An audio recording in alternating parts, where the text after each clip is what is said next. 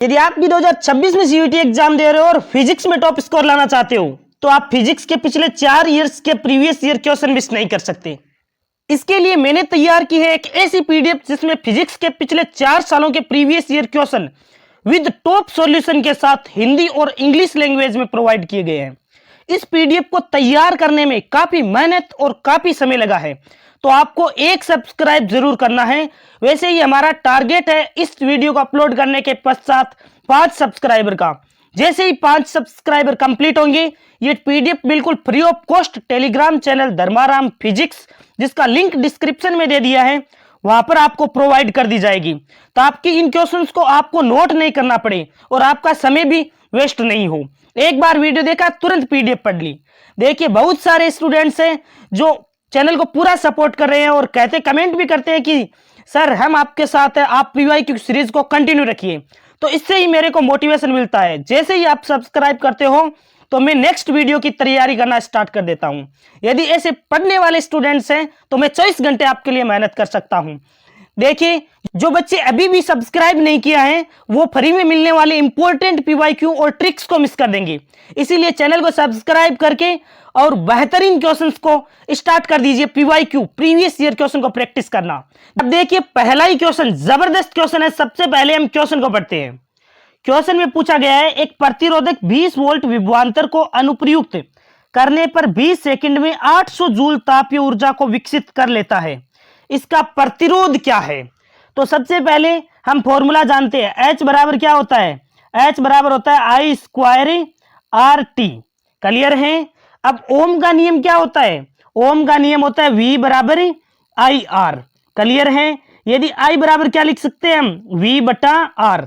तो यहां पर I के स्थान पर V बटा R लिखते हैं, तो V का स्क्वायर बटा R स्क्वायर होगा। एक R कैंसिल हो जाएगा तो नीचे केवल R आ जाएगा इंटू T। अब समीकरण में मान रखते हैं। H का मान कितना है? तो इसने दिया तापीय ऊर्जा कितनी है? 800 जूल। H का मान कितना दे रखा है? 800 जूल। ये लिख लिया 800 जूल। क्लियर है? Equal to V square. V कितना दे रखा है? 20 वोल्ट। 20 का स्क्वायर कितना होता है? 400। ये लिख दिया 400 बट्टा R का मान हमें नहीं पता तो R को R लिख दिया, हमें ज्ञात करना है, इंटू T समय। समय कितना दिया है? 20 सेकंड, तो गुणा 20 लिख दिया। क्लियर है? अब हमें R का मान निकालना है तो बाकी सभी का पक्षांतरण कर दो। देखो इन 2 जीरो से ये 2 वैसे भी कैंसिल, 2 जीरो कैंसिल हो जाएंगे और 4 है ये इससे 2 बार कैंसिल हो जाएगा। अब R को इधर लेकर आ जाते हैं। R को इधर लेकर आ गए और 20 बट्टा 2 कितना आ गया? 10 ओम। क्लियर है? तो हमारा राइट आंसर कितना हो जाएगा? बी ऑप्शन 10 ओम। कैसा लगा एक्सप्लेनेशन? यदि शानदार एक्सप्लेनेशन लगे ना तो एक सब्सक्राइब जरूर करना। आपके सब्सक्राइब की वजह से ही मैं मोटिवेट होता हूं। देखिए इंग्लिश में भी मैंने बहुत सारे स्टूडेंट्स की रिक्वेस्ट की वजह से इंग्लिश में भी मैंने आपको क्वेश्चन प्रोवाइड कर दिया है। बिल्कुल a resistor develops 800 joule of thermal energy. Thermal energy कितनी दे रखी है? 800 जूल। H का मान। क्लियर है? समय कितना दे रखा है? 20 second. On applying A potential difference, यानी विभवांतर कितना दिया है? 20 वोल्ट। डायरेक्ट जैसे फॉर्मूले में मान रखते हैं तो हमें प्राप्त होता है 10 ओम। ऑप्शन बी करेक्ट हो जाएगा। क्लियर है? अब आपकी सुविधा के लिए मैंने सॉल्यूशन भी नीचे प्रोवाइड कर दिया है और ध्यान रखना परेशान मत होना। ये जो पीडीएफ है मैं बिल्कुल तुरंत ही प्रोवाइड कर दूंगा टेलीग्राम चैनल पर धर्माराम फिजिक्स, जिसका लिंक भी मैंने डिस्क्रिप्शन में दे दिया है, ताकि आप बिल्कुल भी परेशान नहीं हो। H बराबर V स्क्वायर बटा R इंटू T। T का मान दे रख दिया 20 सेकंड था। V स्क्वायर 20 का स्क्वायर, H का मान था 800 जूल। सोल्व करने पर हमें प्राप्त होता है R बराबर 10 ओम। क्लियर है? तो एक बी ऑप्शन में दे रखा था 10 ओम, यही हमारा करेक्ट आंसर हो जाएगा। क्लियर है? चलते हैं नेक्स्ट क्वेश्चन की ओर। अगला क्वेश्चन, अगला और बेहतरीन क्वेश्चन है। सबसे टॉप क्वेश्चन लिए हैं मैंने और ये सभी क्वेश्चंस प्रीवियस ईयर में पूछे गए हैं। तो प्रीवियस ईयर में जो क्वेश्चन भी पूछा गया है वो सब के सब मैं लेने वाला हूं। हर एक क्वेश्चन को डिटेल सॉल्यूशन करने वाले हैं, उनसे संबंधित सभी क्वेश्चन सीखने वाले हैं हम, तभी तो हमारे सिलेबस कवर होगा। क्वेश्चन नंबर 2, सबसे पहले क्वेश्चन को पढ़िए। विद्युत क्षेत्र की अनुपस्थिति में और विद्युत क्षेत्र की उपस्थिति में धातु के धनात्मक आयनों के 7 इलेक्ट्रॉनों के कर्मिक संघटकों के मध्य पथ होते हैं। कहने का मतलब है पथ बताना आपको। पहले पॉइंट में तो पूछा गया विद्युत क्षेत्र अनुपस्थित है और दूसरे में पूछा गया विद्युत क्षेत्र उपस्थित है। तब अनुपस्थित है तब कैसा पथ है और उपस्थित है तब कैसा पथ है।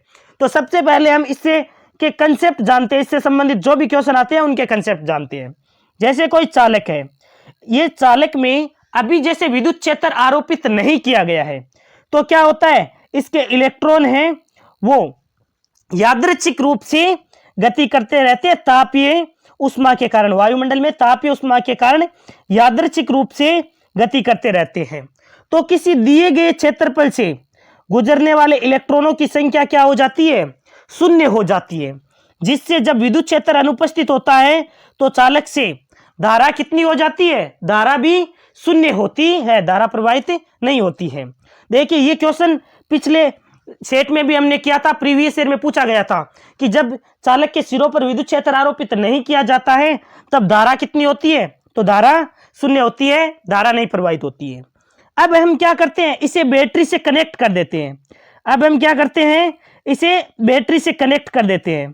बैटरी से जैसे ही कनेक्ट करते हैं तो क्या होता है, विद्युत क्षेत्र उत्पन्न हो जाता है। विद्युत क्षेत्र उत्पन्न हो जाता है, जैसे इधर ना विद्युत क्षेत्र उत्पन्न हो गया ई, इस दिशा में ई वेक्टर।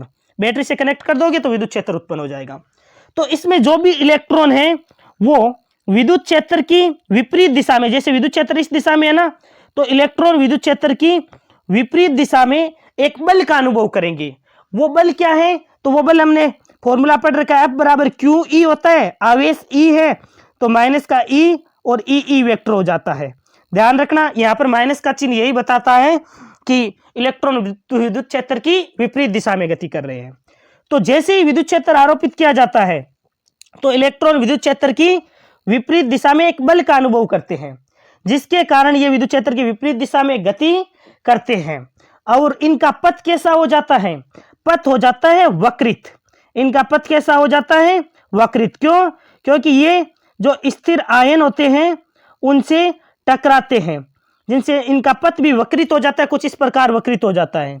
और जो इसके साथ ये कंसेप्ट बता देता हूं कि जब ये बार बार स्थिर आयनों से टकराते हैं तो इनका वेग नियत हो जाता है। वेग क्या हो जाता है, नियत। जब वेग नियत हो जाता है तो त्वरण शून्य भी हो जाता है। कई बार ये पॉइंट भी पूछ लेते हैं, तो ध्यान रखना। अब क्लियर हुआ, जब विद्युत क्षेत्र अनुपस्थित था तब तो पथ था सीधी रेखा।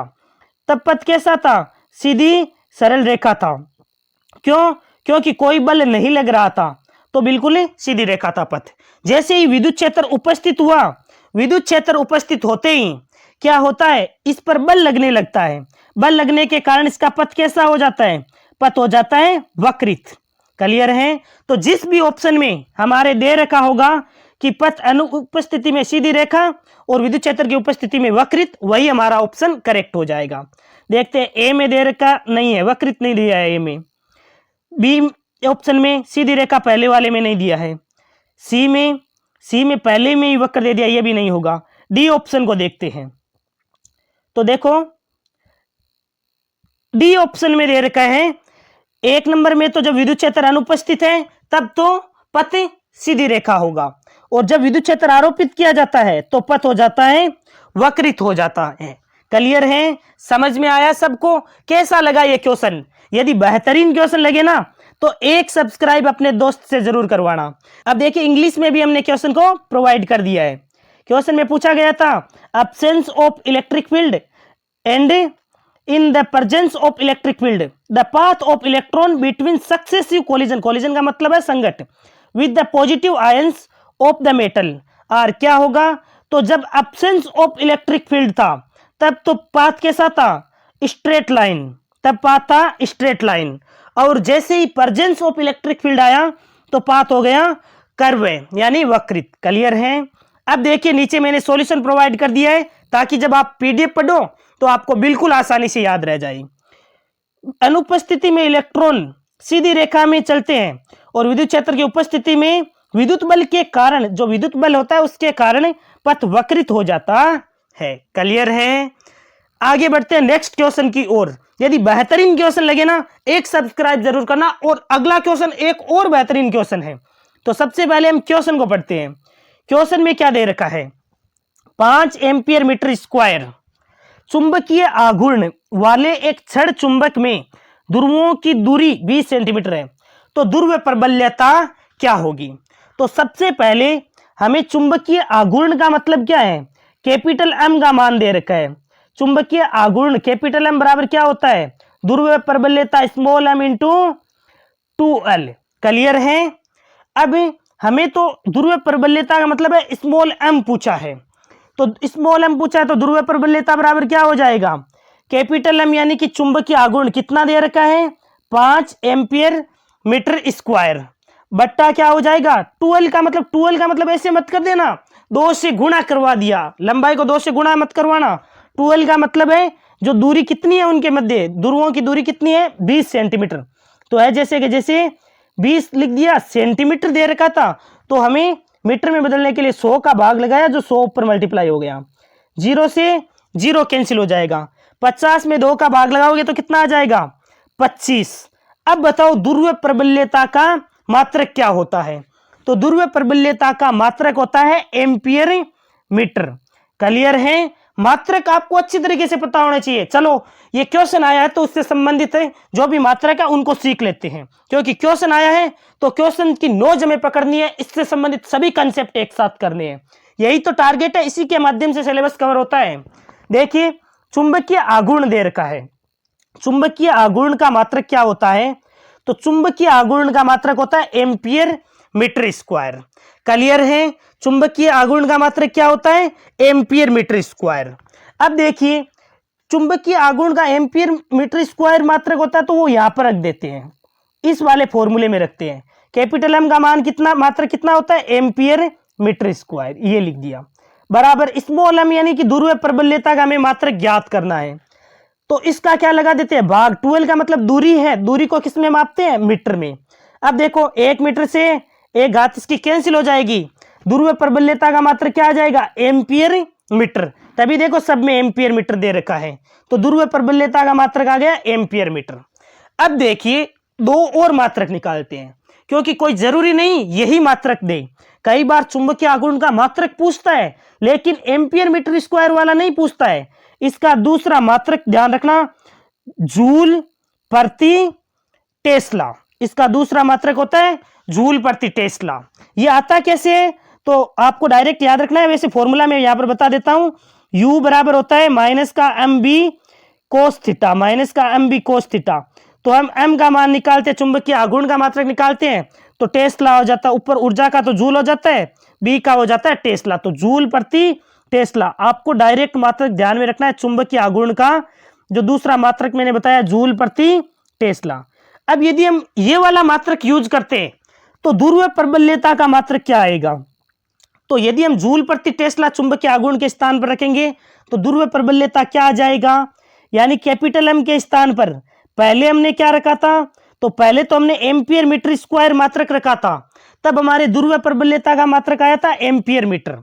अब यदि चुंबकीय आघूर्ण का मात्रक हम ले रहे हैं जूल प्रति टेस्ला, हमें निकालना है ध्रुव प्रबल्यता का स्मॉल एम का मात्रक इंटू 2L है, दूरी है, दूरी का भाग लगा देना इधर, यानी कि मीटर ये आ जाएगा, यानी कि स्मॉल एम का मात्रक क्या आ जाएगा जूल टेस्ला इनवर्स और मीटर इनवर्स। ये मात्रक भी ध्यान रखना, कई बार पहले वाला मात्रक न पूछकर ये दूसरे वाला मात्रक पूछ लेता है कि ध्रुव प्रबल्यता का मात्रक बताइए, तो आपको दोनों याद रखना है, एम्पियर मीटर भी याद रखना है, joule tesla inverse metre inverse भी याद रखना है, चुंबकीय आघूर्ण का एम्पियर मीटर स्क्वायर भी याद रखना है और दूसरा जूल प्रति टेस्ला भी याद रखना है। क्लियर है।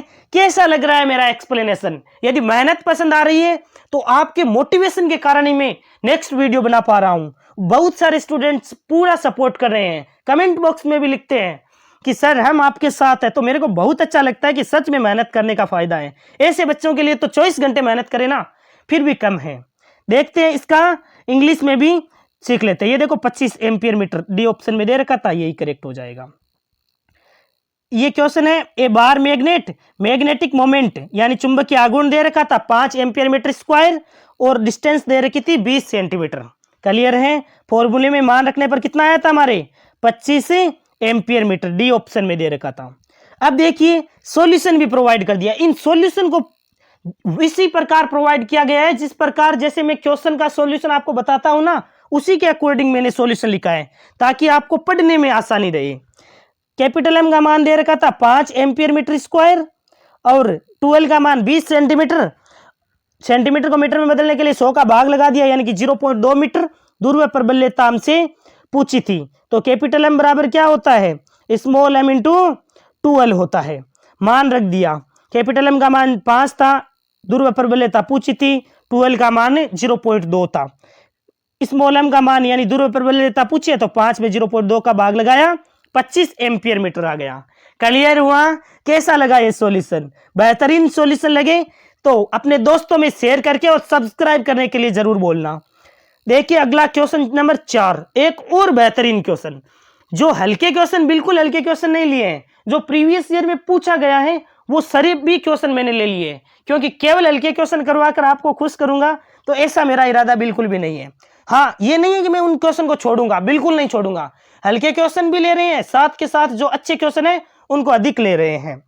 विद्युत वाहक बल क्वेश्चन नंबर 4 में पूछा गया है। विद्युत वाहक बल यानी कि ईएमएफ कितना है, 12 वोल्ट, और आंतरिक प्रतिरोध है 3 ओम की एक बैटरी एक बाह्य प्रतिरोधक से संयोजित है। यदि इस परिपथ में धारा 0.6 एम्पियर है तो बाह्य प्रतिरोधक के आर पार वोल्टेज पूछा है।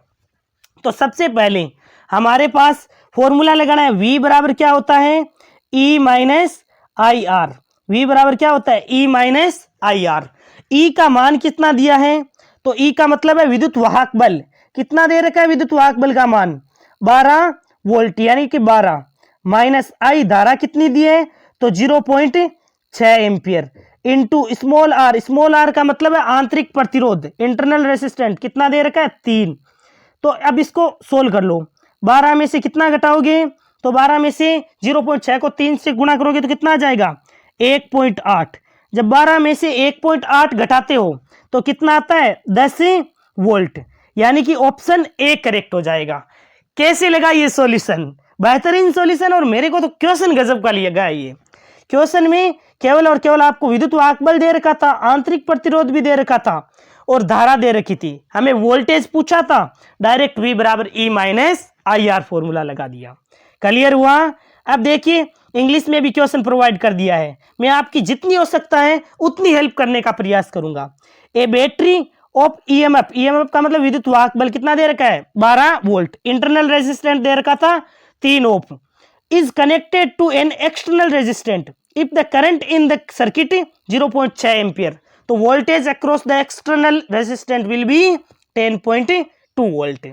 क्लियर है? अब देखिए इसका सॉल्यूशन, आपको 100% गारंटी के साथ मैं कह सकता हूं कि ऐसा कंटेंट आपको पूरे यूट्यूब पर नहीं मिलेगा, बिल्कुल फ्री ऑफ कॉस्ट ऐसा कंटेंट आपको इसी चैनल पर मिलेगा। इसीलिए आप चैनल को जरूर सपोर्ट करना। जैसे जैसे सब्सक्राइबर, मैं तो एक एक सब्सक्राइबर को देखता हूं, जैसे जैसे एक एक सब्सक्राइबर बढ़ता है, सभी विद्यार्थी सपोर्ट करेंगे तो जल्दी हम 1K सब्सक्राइबर तक पहुंच जाएंगे। देखिए ई का मान 12 वोल्ट था, आर का मान आंतरिक प्रतिरोध 3 ओम था, धारा 0.6 एम्पियर, बाहरी वोल्टेज पूछा था V बराबर E minus I R. V का मान है जैसे कि जैसे E का मान 12 माइनस 0.6 धारा का मान, स्मॉल आर आंतरिक प्रतिरोध 3, तो V का मान कितना आ गया, 10.2 वोल्ट आ जाएगा, जो ऑप्शन है ए में दे रखा था। क्लियर है? जो स्टूडेंट्स वापस पीडीएफ पढ़ेंगे उनके लिए मैंने सॉल्यूशन अच्छी तरीके से प्रोवाइड कर दिया है ताकि बिल्कुल भी परेशानी नहीं हो। अगला क्वेश्चन एक और बेहतरीन क्वेश्चन, हर एक टाइप को कवर किया गया है। इस क्वेश्चन को आप देख रहे होंगे, मात्रक वाला क्वेश्चन है। इस क्वेश्चन के मैं चाहूं तो 10 क्वेश्चन बनाकर और आपको अलग से एक सेट करवा सकता हूं, लेकिन उन 10 क्वेश्चन को अलग से आप सोल्व करोगे और आपको लगेगा बहुत अच्छे कर लिए हमने, आसान आसान, बिल्कुल नहीं। मैंने इन 10 क्वेश्चन को एक साथ जो पूछा गया था उसी में कवर करवा दूंगा इसी क्वेश्चन में। देखिए सबसे पहले हमें सूची 1 को सूची 2 से मिलान करना है। क्लियर है? सूची ए में भौतिक राशियां दे रखी है और बी में दे रखे हैं मात्रक। सबसे पहले बेहतरीन क्वेश्चन है, चुंबकीय क्षेत्र। चुंबकीय क्षेत्र है उसका मात्रक क्या होता है, तो भाई चुंबकीय क्षेत्र का मात्रक तो होता है टेस्ला। चुंबकीय क्षेत्र का मात्रक क्या होता है, टेस्ला।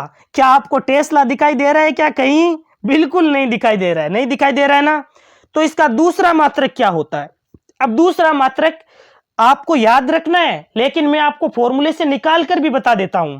देखिए, एक फॉर्मूला होता है फाई बराबर है बी ए, फॉर्मूला होता है। हमें चुंबकीय क्षेत्र का मात्रक निकालना है। बी बराबर क्या हो जाता है? फाई बटा ए। फाई क्या है? चुंबकीय फ्लक्स। विद्युत फ्लक्स अलग है, चुंबकीय फ्लक्स अलग है। चुंबकीय फ्लक्स का मात्रक मैंने बता रखा है, क्या होता है? वेबर। चुंबकीय फ्लक्स का मात्रक होता है वेबर बटा ए क्या है? क्षेत्रफल। क्षेत्रफल का मात्रक क्या होता है? Metre square. तो क्या हमारे पास ऑप्शन में वेबर प्रति मीटर स्क्वायर दे रखा है क्या? तो हमारे ऑप्शन में वेबर प्रति मीटर स्क्वायर इसमें तो नहीं है, इसमें भी, सेकंड में भी नहीं है, थर्ड में भी नहीं है। ऑप्शन जो 4 नंबर दे रखा है उसमें वेबर प्रति मीटर स्क्वायर दे रखा है। इसका मतलब चुंबकीय क्षेत्र का मात्रक होता है वेबर प्रति मीटर स्क्वायर। देखिए कितना शानदार क्वेश्चन था। पहले में क्या आएगा? 4 नंबर वाले आएगा। चुंबकीय क्षेत्र का मात्रक टेस्ला पूरी जनता जानती है, लेकिन ये मात्रक पूछ लेता है, बच्चे सभी कंफ्यूज होते हैं। और ये क्वेश्चन पूछा गया है, तभी तो आपको पता चलता है कि प्रीवियस ईयर में कैसे क्वेश्चन आ रहे हैं। तो चुंबकीय क्षेत्र का मात्रक हो गया वेबर प्रति मीटर स्क्वायर। क्लियर है? अब सेकंड को देखते हैं, चुंबकीय आघूर्ण। अरे चुंबकीय आघूर्ण ये मात्रक मैंने अभी बताया था, अभी एक क्वेश्चन आया था, मैंने उस क्वेश्चन में चुंबकीय आघूर्ण का मात्रक भी एक्सप्लेन किया था। देखिए सोल्व करते हैं। चुंबकीय आघूर्ण का मात्रक हमने पढ़ा है एम्पियर मीटर स्क्वायर, यही पढ़ रखा है ना, एम्पियर मीटर स्क्वायर। अब इसमें तो हमने जहां सब में देखा एम्पियर मीटर स्क्वायर, इसमें भी नहीं था, सेकंड वाले, थर्ड वाले, फोर्थ वाले, किसी में भी नहीं था एम्पियर मीटर स्क्वायर। तो इसका दूसरा मात्रक क्या होता है? तो दूसरा मात्रक हमने ज्ञात किया था जूल प्रति टेस्ला। जूल प्रति टेस्ला किसमें है? तो ए ऑप्शन में है। तो इसका बी वाले का क्या हो जाएगा? 1 नंबर। बी वाले का क्या हो जाएगा? 1 नंबर। क्लियर है? तभी तो मैंने चुंबकीय आघूर्ण जब पढ़ाया था ना, तो दोनों मात्रक बताए थे। यदि एम्पियर मीटर स्क्वायर दे रखा होता है तो वो कर देते हैं, जूल प्रति टेस्ला दे रखा होता है तो वो कर देते हैं। क्लियर है? आगे बढ़ते हैं। आगे ध्रुव प्रबल्यता। ध्रुव प्रबल्यता का भी अभी मात्रक पढ़ा था। क्या होता है ध्रुव प्रबल्यता का मात्रक?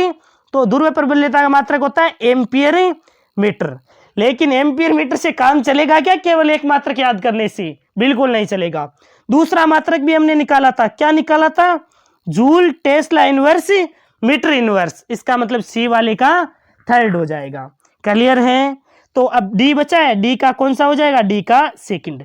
तो हमारा वही ऑप्शन करेक्ट होगा जिसमें ए को मिलाया गया है 4 नंबर से और बी को मिलाया गया है 1 नंबर से। इन्हीं को 2 से भी क्लियर हो जाएगा। ए को 4 और बी को 1। देखते हैं कौन से ऑप्शन में। ए को 4 से मिलाया गया है और बी को किससे मिलाया गया है? 1 से। इसी में है, देखो ए को 4 से मिलाया गया है। मिलाया गया तो ए को 4 से इसी में है, लेकिन बी को इसने 1 से नहीं मिलाया, तो ये गलत हो गया। थर्ड वाले में देखो ए को 4 से नहीं मिलाया, तो ये वैसे भी गलत हो गया। तो 2 से ही क्लियर हो जाता है, लेकिन मैंने सभी ऑप्शन बता दिए। देखो सी को 3 नंबर से ही मिला रखा है, डी को 2 से मिला रखा है। क्लियर है? तो देखिए हमने 4 तो मात्रक वैसे क्लियर कर दिए और प्रत्येक राशि के 2-2 मात्रक क्लियर कर दिए। कितनी मेहनत के साथ आपको पढ़ाया जा रहा है। इस मेहनत के लिए एक सब्सक्राइब तो वही बनता है। तो हर दोस्त अपने फैमिली ग्रुप में, जो भी ग्रुप है, अपने फ्रेंड्स के ग्रुप सर्कल में शेयर कर दीजिए। हर विद्यार्थी को इसका फायदा मिलना चाहिए और सब्सक्राइब करने के लिए जरूर बोले, ताकि हमारी जो फैमिली है वो बड़ी हो सके। हम भी 1 के सब्सक्राइबर 1000 सब्सक्राइबर तक पहुंच पाए। देखिए ये इंग्लिश में क्वेश्चन आपको प्रोवाइड कर दिया है कि मैग्नेटिक फील्ड, इसका मात्रक वेबर प्रति मीटर स्क्वायर था। मैग्नेटिक मोमेंट चुंबकीय आघूर्ण का क्या था? जूल प्रति टेस्ला। और पोल स्ट्रेंथ का था joule tesla inverse metre inverse, और डी वाले का सेकंड था। क्लियर है? आगे बढ़ते हैं। अब इसका जो सॉल्यूशन है वो भी मैंने नीचे प्रोवाइड कर दिया है। देखिए जैसे मैंने आपको समझाया है वही सॉल्यूशन टाइप करवाया है, ताकि आपको वापस पढ़ने में बिल्कुल भी परेशानी नहीं हो। क्योंकि मैं देखता हूं कई बार पढ़ाया अलग जाता है, सॉल्यूशन अलग टाइप से दिया जाता है, वही तो कंफ्यूजन हो जाती है। यहाँ पर देखो चुंबकीय क्षेत्र मात्रक इसका टेस्ला होता है। दूसरा मात्रक दे रखा था ऑप्शन में वेबर प्रति मीटर स्क्वायर, तो दोनों मात्रक आपको ध्यान में रखना है। चुंबकीय आघूर्ण का मात्रक एम्पियर मीटर स्क्वायर भी होता है और जूल प्रति टेस्ला भी होता है, दोनों लिख दिए हैं। ध्रुव प्रबल्यता का मात्रक, तो ध्रुव प्रबल्यता का मात्रक एम्पियर मीटर तो होता ही है, joule tesla inverse metre inverse भी होता है। क्लियर है? और निर्वात की चुंबकनशीलता, ध्यान रखना, निर्वात की विद्युतशीलता और निर्वात की चुंबकनशीलता दोनों ध्यान में रखना। इसका मात्रक होता है टेस्ला मीटर ए इनवर्स, और निर्वात की विद्युतशीलता का मात्रक हमने निकाला ही था। तो हमारा बी ऑप्शन करेक्ट हो जाएगा। ये लो, बी ऑप्शन ही करेक्ट हो जाएगा। बेहतरीन सॉल्यूशन के लिए, ये जो पीडीएफ के लिए परेशान मत होना, ये मैंने टेलीग्राम चैनल है जिसका लिंक दे दिया है, क्योंकि बार बार बच्चे पूछते हैं, तो आप परेशान बिल्कुल भी मत हो, मैंने अभी तुरंत ही प्रोवाइड कर दूंगा। आप कोशिश करना सब्सक्राइबर करवाने की, बाकी मैं प्रोवाइड कर दूंगा इसे। अगला क्वेश्चन, क्वेश्चन नंबर 6, एक और बेहतरीन क्वेश्चन। पहले ही बता देता हूं, क्वेश्चन को देखकर डरना मत, क्योंकि आपका भाई आपके साथ है, तो क्वेश्चन की क्या औकात है। देखिए क्वेश्चन को पढ़ते हैं। सबसे पहले क्वेश्चन में पूछा क्या गया है, उसी के अकॉर्डिंग चलेंगे। क्वेश्चन में पूछा गया है कि 12 ओम के एक समान, एक बार नीचे कर लेता हूं थोड़ा सा, ये लो, अब क्लियर दिखाई दे रहा है। क्वेश्चन में पूछा गया है प्रतिरोध 12 ओम के एक समान तार को, एक समान तार है, उसका प्रतिरोध है 12 ओम, उसको 1:2:3 के अनुपात में 3 टुकड़ों में काटा जाता है। अरे तार था, आपने तार के 3 टुकड़े कर दिए, कर मत देना, अदरवाइज पिताजी से पिटाई हो जाएगी, तो टुकड़े आपको नहीं करने हैं। तो तार था, उसके आपने 3 टुकड़े कर दिए, 1:2:3 और 3 अनुपात में 3 टुकड़ों में काटा जाता है। अभी तीनों टुकड़े एक त्रिभुज बनाने में के लिए संयोजित किए जाते हैं। अब आपने तार को लिया, तार था, उसको आपने 3 टुकड़े, इस प्रकार तार था, आपने उसके 3 टुकड़े कर दिए। अब आपने कहा कि इन 3 टुकड़े किए, उनका हमें ट्रायंगल बनाएंगे, तो इन 3 टुकड़ों का इस प्रकार ट्रायंगल बनाया जाता है। क्लियर है। तो अब तीनों टुकड़ों को एक त्रिभुज बनाने के लिए संयोजित किए जाते हैं इस प्रकार। क्लियर है। विद्युत वाहक बल 8 वोल्ट और आंतरिक प्रतिरोध 5 ओम का एक सेल तीनों प्रतिरोधकों में से उच्च प्रतिरोधक पर संयोजित किया जाता है। कहने का मतलब केवल लैंग्वेज घुमाने का प्रयास करता है, लेकिन मैं आपको घूमने नहीं दूंगा बिल्कुल भी। देखो सबसे पहले हमने क्वेश्चन पढ़ लिया है, अब सीखते हैं। 12 ओम का प्रतिरोध था, एक कोई लंबा तार था और उसका प्रतिरोध था 12 ओम। आपने लगे 3 टुकड़े कर दिए, 1:2:3, यानी कहने का मतलब एक, जैसे 1 सेंटीमीटर काट लिया, दूसरा 2 सेंटीमीटर का, तीसरा 3 सेंटीमीटर का, इस प्रकार अलग अलग टुकड़े कर दिए 1:2:3 अनुपात में। तो सबसे पहले हम मापते हैं कि कौन सा प्रतिरोध कितने ओम का है। तो रेशियो को किस प्रकार बांटते हैं पता है क्या? अरे नहीं पता है तो मैं यहां पर सिखा देता हूं, चलो मैथ भी सिखा देता हूं। टोटल कितना है? 3, 2, 5 और 1 6, यानी टोटल है 6। 6 का मान कितना दिया है? तो 12 ओम। 6 का मान कितना दिया है? 12 ओम। तो 1 का मान कितना हो जाएगा? 12/6, यानी कि 2 ओम। अब 2 आया, इस 2 को इन सभी से मल्टीप्लाई कर दो। 2 को 1 से मल्टीप्लाई करोगे तो कितना आ जाएगा? 2, 2 को 2 से मल्टीप्लाई करोगे तो 4, 2 को 3 से मल्टीप्लाई करोगे तो 6, यानी कि जो अलग अलग टुकड़े हैं उनके प्रतिरोध कितने कितने आ गए? एक टुकड़े का प्रतिरोध आ गया आपके 2 ओम, दूसरे टुकड़े का प्रतिरोध आ गया है आपका 4 ओम, तीसरे टुकड़े का प्रतिरोध आ गया आपके 6 ओम। क्लियर है। तो जैसे अब क्या किया उसने बताया कि जो उच्चतम प्रतिरोध है उससे जोड़ दिया है 8 वोल्ट और आंतरिक प्रतिरोध 5 ओम का एक सेल। तो सबसे पहले जो सबसे बड़ा प्रतिरोध है कितना है? 6 ओम, यहां पर लिख दिया 6 ओम। क्लियर है। और 2 प्रतिरोध है 2 ओम और 4 ओम, ये हो गया 2 ओम और ये हो गया 4 ओम। अब हम कुल प्रतिरोध, तुल्य प्रतिरोध निकालते हैं, इस ट्रायंगल का तुल्य प्रतिरोध निकालते हैं इस पॉइंट और इस पॉइंट के बीच में। तो हम स्पष्ट देख पा रहे हैं कि जो 2 ओम और 4 ओम है ये कैसे है? ये है श्रेणी क्रम में, हमें ए और बी के बीच में निकालना है तुल्य प्रतिरोध। तो 2 और 4 श्रेणी क्रम में है, श्रेणी क्रम में है तो 2 और 4 श्रेणी क्रम के लिए क्या होता है formula? R = R1 + R2 + R3, इस प्रकार सीधा सीधा जोड़ना है। तो 2 और 4 कितना हो जाएगा? 6 ओम। क्लियर है।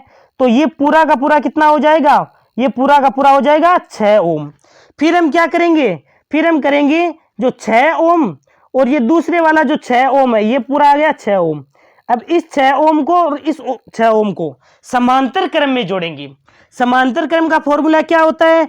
1/R = 1/R1 + 1/R2 + 1/R3, इस प्रकार होता है। लेकिन ये फॉर्मूला थोड़ी लगाते हम, जब समान प्रतिरोध दे रखे हो, जैसे ये भी 6 ओम है, दूसरा भी 6 ओम है, समांतर क्रम में दे रखा हो और हमें आर तुल्य निकालना है, तो कैसे निकालते हैं, आर बटा एन, यानी कि कितने प्रतिरोध जुड़े हुए हैं, 2, और समांतर क्रम में जुड़े हैं 6 ओम के हैं प्रत्येक प्रतिरोध, तो 6 में 2 का भाग लगाओगे तो 3 ओम आ जाएगा तुल्य प्रतिरोध। क्लियर है सबको, स्पष्ट हुआ यहां तक।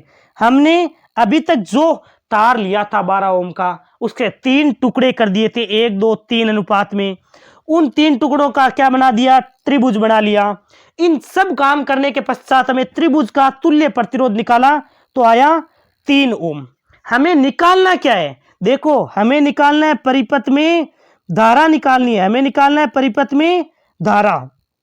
तो धारा निकालनी है तो हम फॉर्मूला लगाते हैं I इक्वल टू ई बट्टा आर प्लस आर। ध्यान रखना, मैं एक बार के लिए यहां पर मिटा रहा हूं, ध्यान रखना। आर तुल्य कितना आया है, आर तुल्य आया 3 ओम।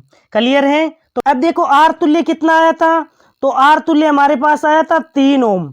क्लियर है, आर तुल्य कितना आया था, 3 ओम। हमें निकालना है धारा, धारा निकालनी है तो धारा का फॉर्मूला क्या होता है, तो धारा का फॉर्मूला I इक्वल टू होता है ई बट्टा आर प्लस आर तुल्य। क्लियर है, समझ में आ गया। अब देखिए ई क्या होता है, विद्युत वाहक बल, ये होता है आंतरिक प्रतिरोध, और कैपिटल आर क्या होता है, बाह्य प्रतिरोध। तो सब की सब जो वैल्यू है वो इस फॉर्मूले में रखते हैं। I इक्वल टू ई का मान क्या है, विद्युत वाहक बल, विद्युत वाहक बल कितना है 8 वोल्ट, ये लिख दिया 8 बट्टा कैपिटल आर क्या है, बाह्य प्रतिरोध। तो टोटल प्रतिरोध कितना आए थे, प्रतिरोध हमारे पास 3 और एक ही आंतरिक प्रतिरोध कितना दे रखा है 5, 3 और 5 कितना हो गया 8। जब 8 में 8 का भाग लगाओगे तो आई का मान कितना आ जाएगा, आई का मान आ जाएगा 1 एम्पियर। कितना आ जाएगा 1 एम्पियर। तो विद्युत धारा का मान कितना होगा 1 एम्पियर। जिस ऑप्शन में होगा वही हमारा करेक्ट ऑप्शन हो जाएगा। ए में भी नहीं है, बी में भी नहीं है, सी में भी नहीं है, डी में मिल गया, तो डी में है 1 एम्पियर, तो हमारा डी ऑप्शन करेक्ट हो जाएगा। क्लियर है, ये हमने इंग्लिश में क्वेश्चन प्रोवाइड कर दिया है और इसका करेक्ट आंसर कौन सा हो जाएगा, डी ऑप्शन 1 एम्पियर। अब देखिए इसका मैंने सॉल्यूशन प्रोवाइड कर दिया है, जो स्टूडेंट्स पीडीएफ से पढ़ेंगे वो इस टॉप सॉल्यूशन को देखकर खुश हो जाएंगे, सच में कंटेंट में मेहनत की है सर ने, और तुरंत सब्सक्राइब कर देंगे, है ना। तो देखिए 2 ओम, 4 ओम और 6 ओम यही प्रतिरोध दे रखे थे। हमने जब रेशियो निकालते हैं ना तब ये प्राप्त हुआ था, जैसे 1:2:3 में दे रखा था। जब रेशियो को अलग अलग बांटा तो हमारे आ गए प्रतिरोध 2, 4 और 6 ओम के। अब सबसे बड़ा प्रतिरोध था 6 ओम और अन्य 2 प्रतिरोध, तो अन्य 2 को श्रेणी क्रम में जोड़ दिया था, 6 ओम आ गया। फिर बाह्य प्रतिरोध निकालना था तो आपने इसको इसके साथ समांतर क्रम में जोड़ दिया, समांतर क्रम में जोड़ दिया। उसके बाद में धारा का फॉर्मूला I इक्वल टू ई बट्टा आर प्लस आर, बाह्य प्रतिरोध, आंतरिक प्रतिरोध और विद्युत वाहक बल, वैल्यू रखने पर 1 एम्पियर आ गया। क्लियर हुआ, बेहतरीन क्वेश्चन लगाना आपको। ऐसे ही टॉप क्वेश्चन इस चैनल पर प्रोवाइड किए जाते हैं, इसीलिए इतनी मेहनत के लिए एक सब्सक्राइब जरूर करेगा। हर विद्यार्थी एक सब्सक्राइबर करवाने का पूरा प्रयास करेगा, और मुझे पता है आप जब सब्सक्राइबर बढ़ा रहे हो तभी मैं आपको टॉप कंटेंट देने के लिए तैयार होता हूं। नेक्स्ट वीडियो जैसे ही सब्सक्राइबर बढ़ते हैं, नेक्स्ट वीडियो के लिए मैं अपनी तैयारी स्टार्ट कर देता हूं। देखिए क्वेश्चन नंबर 7, क्वेश्चन नंबर 7 में पूछा गया है 520 ओम प्रतिरोध के एक गैल्वेनोमीटर को एमीटर में परिवर्तित करने के लिए 20 ओम के प्रतिरोध के साथ पार्श्वपतित शंट किया गया है, उस एमीटर का प्रतिरोध होगा। सबसे पहले तो जब इससे संबंधित गैल्वेनोमीटर को एमीटर में रूपांतरण से संबंधित क्वेश्चन आया है तो मैं इस क्वेश्चन के 5 क्वेश्चन एक साथ आपको प्रोवाइड कर देता हूं। पहले ही ध्यान से कंसेप्ट समझना, इनसे संबंधित क्वेश्चन आते हैं। तो सबसे पहले तो आपको पता होना चाहिए कि आदर्श एमीटर का प्रतिरोध कितना होता है, तो आदर्श एमीटर का प्रतिरोध होता है 0। क्लियर है। आदर्श वोल्टमीटर का प्रतिरोध कितना होता है, तो आदर्श वोल्टमीटर का प्रतिरोध होता है अनंत। ये दोनों पॉइंट भी ध्यान रखना, एक एक नंबर में पूछ लेता है। आदर्श एमीटर का प्रतिरोध कितना होता है, तो 0। आदर्श वोल्टमीटर का प्रतिरोध कितना होता है, तो अनंत होता है। क्लियर है। अब आता है गैल्वेनोमीटर। तो गैल्वेनोमीटर होता है जो अल्प धारा को मापता है। तो गैल्वेनोमीटर है उसको आपको एमीटर में रूपांतरित करना हो तो क्या करते हैं? गैल्वेनोमीटर को एमीटर में रूपांतरित करना हो तो क्या करते हैं? तो इसके समांतर क्रम में, जैसे ये गैल्वेनोमीटर है, इसको एमीटर में रूपांतरित करना है तो इसके समांतर क्रम में क्या कर देते हैं? एक शंट प्रतिरोधी जोड़ देते हैं। ऐसा इस क्वेश्चन ने भी बोल दिया है कि गैल्वेनोमीटर है उसको एमीटर में परिवर्तित करने के लिए 20 ओम के प्रतिरोध के साथ शंट किया जाता है। तो आपको एमीटर का प्रतिरोधी तो पूछा है, प्रतिरोध पूछा है, तो देखो यहां पर कितना है? 20 ओम। क्लियर है? यहां पर है 20 ओम और जी का मान कितना दे रखा है? जी का मान दे रखा है 520 ओम का प्रतिरोध जुड़ा हुआ है यहां पर। अब देखो ये दोनों समांतर क्रम में है, दोनों ही समांतर क्रम में है ना, तो समांतर क्रम के लिए जब दो प्रतिरोध समांतर क्रम में जुड़े हैं तो फॉर्मूला क्या होता है? R1 R2 बटा R1 प्लस R2। क्लियर है? यही फॉर्मूला होता है। यहां पर R1 इस प्रकार भी लिख सकते हो, जैसे G आपने इसको एक प्रतिरोध लिख दिया है, दूसरे को आपने शंट के लिए S यूज कर लिया है, तो फॉर्मूला क्या हो जाएगा? GS बटा G प्लस S। हर प्रकार से करवा देता हूं ताकि कहीं पर भी आप कोई क्वेश्चन देखो कंफ्यूज नहीं हो। अब देखो GS बटा G प्लस S कैसे भी लिख सकते हो, ऐसे भी लिख सकते हो, ऐसे भी लिख सकते हो। R1 R2 का मतलब 20 और 520, इसको मल्टीप्लाई करवा दो, 520 इंटू 20 बट्टा R1 प्लस R2, तो कितना हो जाएगा? 520 इंटू 20, ये तो ऊपर आ जाएगा, इन दोनों को जोड़ोगे तो 540 आ जाएगा। क्लियर है? तो हमारा 0 से 0 कैंसिल हो जाएगा, ये चला जाएगा 27 बार। जब इसका 520 में 27 का भाग लगाओ किसके प्राप्त होता है? 19.3। किस ऑप्शन में दे रखा है 19.3? तो हमारे सी ऑप्शन में दे रखा है 19.3, यही करेक्ट आंसर हो जाएगा। ये इंग्लिश में क्वेश्चन प्रोवाइड कर दिया गया है। गैल्वेनोमीटर ऑफ रेसिस्टेंस कितना दे रखा है? 520 ओम और शंट के लिए कितना दे रखा है? 20 ओम। आपको resistance to convert into the ammeter, galvanometer को किस में कन्वर्ट करना है? एमीटर में कन्वर्ट करना है। क्लियर है? हमारा ऑप्शन हो जाएगा सी करेक्ट, 19.3। अब देखिए इसका सॉल्यूशन मैंने प्रोवाइड कर दिया है। जी का मान 520 ओम था, एस का मान 20 ओम के साथ शंट किया जाता है। एमीटर का कुल प्रतिरोध GS बटा G प्लस S, इन दोनों को डायरेक्ट मल्टीप्लाई करवा दिया, अपोन में इन दोनों का योग, भाग लगाते हुए आता है आपके 19.3 ओम। क्लियर हुआ? कैसा लगा ये क्वेश्चन? यदि बेहतरीन क्वेश्चन का कलेक्शन लगे ना तो एक सब्सक्राइब जरूर करके जाना। चलते हैं अगले क्वेश्चन की ओर। काफी मेहनत लगती है इन कंटेंट को तैयार करने के लिए, लेकिन अब की बार आप जब सपोर्ट कर रहे हो तब मैं भी बिल्कुल मोटिवेट हो जाता हूं नेक्स्ट वीडियो तैयार करने के लिए। क्वेश्चन को पढ़ते हैं। सबसे पहले क्वेश्चन में पूछा गया है वाई एक्स के अनुदिश निर्दिष्ट एक समान चुंबकीय क्षेत्र में जेड दिशा में धारा के वाहक एक चालक को जेड एक्स के अनुदिश रखा जाता है। चालक पर कार्यरत चुंबकीय बल किसके अनुदिश निर्दिष्ट होता है? तो इसको है ना बेसिकली मैं यदि आपको वीडियो बनाकर समझाऊं ना तो और बेहतर समझ में आ जाए, लेकिन आप एक बार के लिए समझ सकते हो। इसमें हम जब लगाते हैं फ्लेमिंग का बाएं हाथ का नियम, जब फ्लेमिंग का बाएं हाथ का नियम लगाते हैं तो हम देखते हैं कि जो फ्लेमिंग के बाएं हाथ के नियम से F बराबर क्या हो जाएगा? I L cross B. तो केप और जे केप को गुणा करोगे तो कितना आ जाएगा? माइनस का आई केप आ जाएगा, यानी कि ऋणात्मक एक्स की तरफ होगा हमारा दिशा, जो बल की दिशा है वो ऋणात्मक एक्स की तरफ हो जाएगी। ये कैसे होता है? तो ऐसे याद रख लिया करो, आई जे के, इस प्रकार। यानी कि आपने क्या किया? के को जे से गुणा किया, के को जे से। अब ऐसे चलते हैं तब तो जैसे आई को जे से गुणा करोगे तो के आ जाएगा, जे को के से गुणा करोगे तो आई आ जाएगा, के को आई से गुणा करोगे तो जे आ जाएगा। लेकिन इसी का जब आप उल्टा चलते हो ना इस प्रकार, जैसे के को जे से गुणा करोगे तो माइनस आई आएगा, जे को आई से गुणा करोगे तो माइनस का के आएगा। इसीलिए देखो ये जो के को जे से गुणा करवाते हैं तो माइनस का आई आ जाएगा।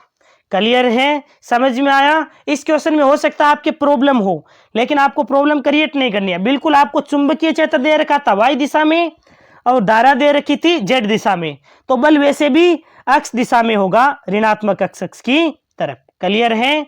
जो हमारे ऑप्शन 4 में दे रखा है नेगेटिव अक्ष की तरफ। क्लियर है, समझ में आया? अब देखिए अगला क्वेश्चन देखते हैं। अगला एक और बेहतरीन क्वेश्चन, क्वेश्चन नंबर 9। सबसे पहले क्वेश्चन को पढ़िए। क्वेश्चन को देखकर डरना बिल्कुल भी नहीं है। 1 सेंटीमीटर लंबाई के एक लघु धारा अवयव के साथ एक लंबा तार मूल बिंदु पर रखा गया है और यह एक्स अक्ष के अनुदिश 10 एम्पीयर की धारा वहन करता है। इस अवयव के कारण वाई अक्ष पर इससे 0.5 मीटर की दूरी पर चुंबकीय क्षेत्र का परिमाण होगा। तो ये तो बिल्कुल बायो सावर्ट का नियम लगा देंगे। डीएल भाग के कारण आर दूरी पर चुंबकीय क्षेत्र का मान निकालते हैं। डीबी इक्वल टू क्या होता है? Mu not upon 4 pi I DL sign theta बटा आर स्क्वायर। थीटा का मान 90 डिग्री है, बाकी सभी मान दे रखा है। देखो आर का मान कितना दे रखा है, कितनी दूरी पर है, तो वाई एक्स पर इससे 0.5 मीटर की दूरी पर है। तो स्मॉल जो आर लिया है बिंदु, वो मान हो जाएगा 0.5। डीएल का मान कितना है? 1 सेंटीमीटर लंबाई, डीएल का मान 1 सेंटीमीटर हो जाएगा। धारा का मान 1 एम्पियर हो जाएगा। जब ये सभी वैल्यू यहां पर रखोगे तो आपको प्राप्त हो जाएगा 4 × 10⁻⁸। और चुंबकीय क्षेत्र का मात्रक टेस्ला होता है, इसलिए टेस्ला। क्लियर है? देखिए ये इंग्लिश में क्वेश्चन प्रोवाइड कर दिया गया है। बायो सावर्ट का आपको सीधा नियम लगाना है। ए ऑप्शन इसका करेक्ट हो जाएगा। अब आपको डिटेल सॉल्यूशन भी मैंने आपको प्रोवाइड कर दिया है। सबसे पहले डीएल का मान 1 सेंटीमीटर दे रखा था, मीटर में बदलने के लिए 100 का भाग लगा दिया। आई का मान 10 एम्पियर और जो बिंदु लिया है वो गया 0.5 metre. DB equal to mu not upon 4 pi I dl sine theta बटा आर स्क्वायर। थीटा 90 डिग्री है, साइन 90 का मान 1 हो गया और म्यू नोट अपॉन 4 पाई की वैल्यू होती है 10⁻⁷। फिक्स वैल्यू है, याद रखना। आई का मान रख दिया और डीएल का मान रख दिया अपॉन में आर स्क्वायर। आर का मान 0.5 रख दिया। सोल्व करने पर 4 × 10⁻⁸। चुंबकीय क्षेत्र का मात्रक होता है टेस्ला, तो टेस्ला करेक्ट हो जाएगा। क्लियर हुआ? कैसे लग रहे हैं आपको क्वेश्चन? यदि बेहतरीन क्वेश्चन का कलेक्शन लगे ना तो एक सब्सक्राइब जरूर ठोकना और अपने 2 दोस्त में जरूर शेयर कर देना, ताकि नेक्स्ट वीडियो में नेक्स्ट लेवल का प्रोवाइड करूंगा। क्योंकि आप जब सपोर्ट करते हो तो मेरे को काफी मजा आता है ऐसे क्वेश्चन प्रोवाइड करने में। देखिए बेहतरीन क्वेश्चन है अगला क्वेश्चन। क्वेश्चन को देखकर बिल्कुल भी नहीं डरना है, क्योंकि अच्छे लेवल के क्वेश्चन है तो दिमाग तो आपको लगाना पड़ेगा। लेकिन मैं भी बड़ा खतरनाक हूं, आपको केवल हल्के हल्के क्वेश्चन बिल्कुल नहीं करवाने वाला।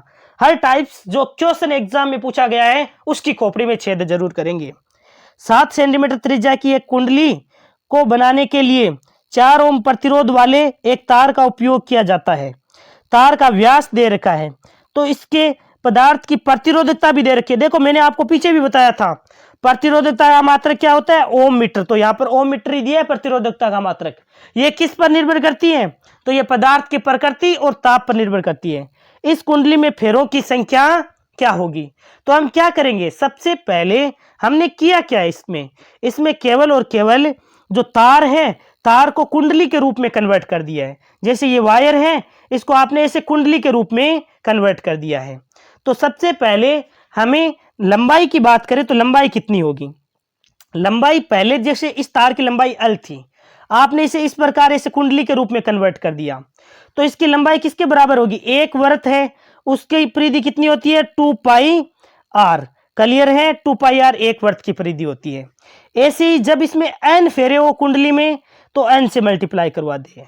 बेसिकली हमें पूछा है फेरों की संख्या, यानी कि हमें n का मान पूछा है। n का मान पूछा है तो जो लंबाई है उसमें 2 पाई आर का भाग लगा देंगे। लेकिन ये लंबाई कैसे निकालेंगे?